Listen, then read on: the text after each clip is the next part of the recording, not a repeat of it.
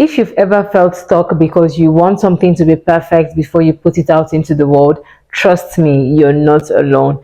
Perfectionism might seem like a good thing, but in reality, it's holding you back from making progress, reaching your goals, and even enjoying your life. So, today we are talking about how to break free from perfectionism, stop overthinking, and actually get things done. If that sounds like something you're interested in, stick around because by the end of this video, you'll be getting practical tips on how to start getting things done and moving forward with confidence.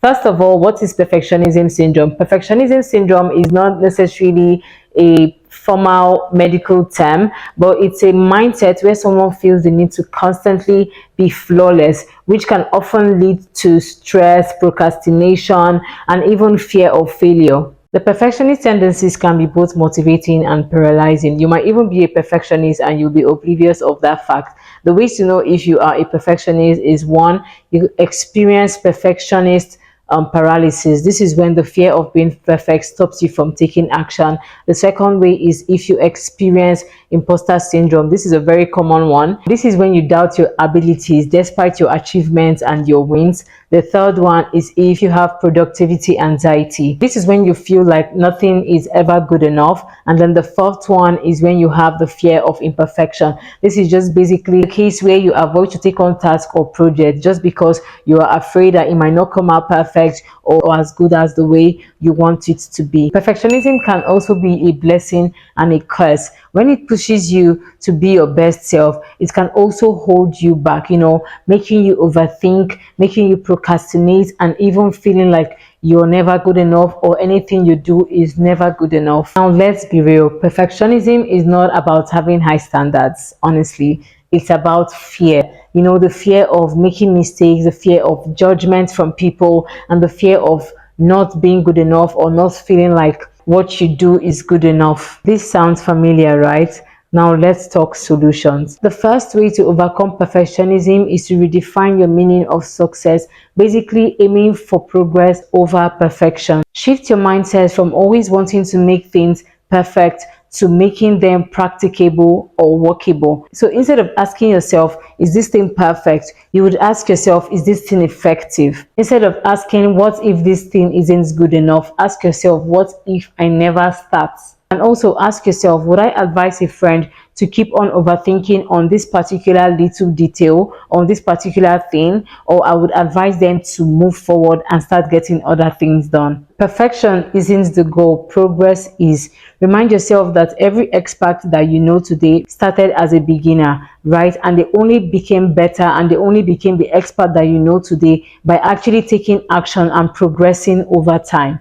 The second thing is to use the 80-20 rule to avoid overworking or procrastination. Now, what is the 80-20 rule? The 80-20 rule basically explains that 80% of our results comes from 20% of the efforts we put in. For example, in business, 80% of a company's profits comes from 20% of its clients. In fashion, you probably only wear 20% of your outfit 80% of the time. And also in your social life, 80% of your happiness comes from 20% of your friends or 20% of the people you know. So you need to focus on the important 20% which actually yields you more results and spend less time on the 80% that does not really matter and makes no difference. So to simply put, work smart, not hard.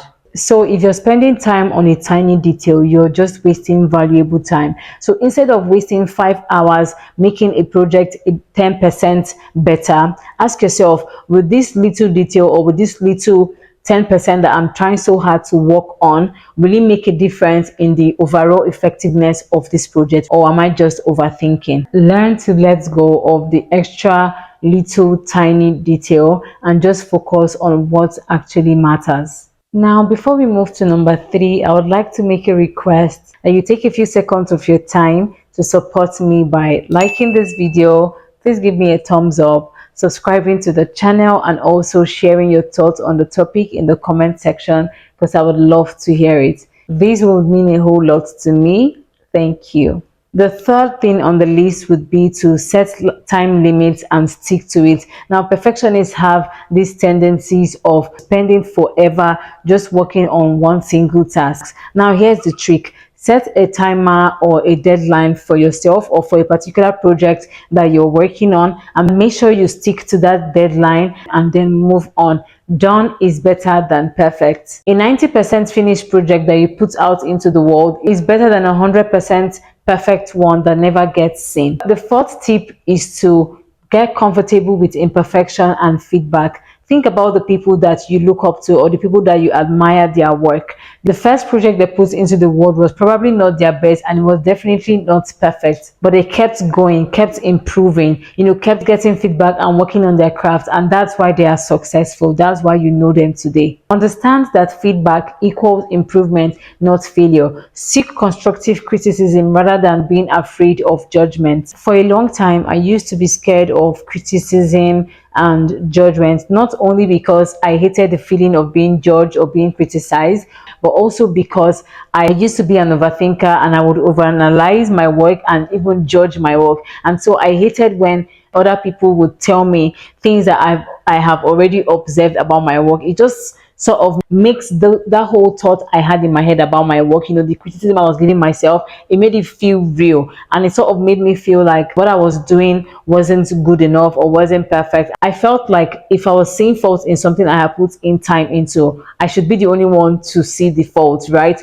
Other people that I'm putting out the projects for should not see that fault, and so I hated receiving criticisms and judgment about certain things. But eventually I was able to overcome and get to realize that criticism doesn't mean I'm a failure. Criticism doesn't mean you're a failure. Embrace criticism. It's a good thing. It only shows you and tells you that you can improve and get better, right? Begin to see criticism as a compliment, right? They are telling you that, okay, you're good at this, but you can also improve in this. Begin to see it as who your future self would become. Your future self will not be able to repeat certain mistakes again, and obviously we all want our works, or we all want ourselves, or whatever it is that we are doing, to get better and not to get worse. So see criticism and judgment as a form of self-improvement and a form of improvement in your crafts. Instead of fearing criticism and feedback, embrace it.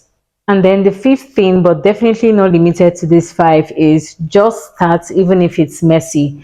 Perfectionism is just fear wearing a fancy disguise, honestly. But guess what? You don't need to be perfect to succeed. You just need to start. The people you admire today, they got better by starting messy and refining their craft over time. So if you've been waiting for the perfect time to start something, then this is your sign. Okay, just get it done. Just start it, no matter how incomplete or unprepared or unready that you might seem. If you have it in your heart to get it done, don't wait for that perfect time. Oh, I'm waiting for the perfect time. I'm waiting for when this, that.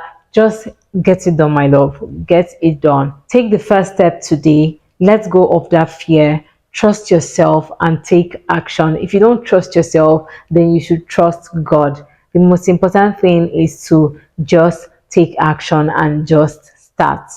So guys, that is all the tips I have for today. Let me know in the comment section which of these tips resonated with you. I would love to hear your thoughts in the comment section. If this video helped you, don't forget to share this video, and most importantly, like this video, subscribe to the channel, and turn on your post notification so you get notified whenever I post a new video. And I'll see you guys in my next video.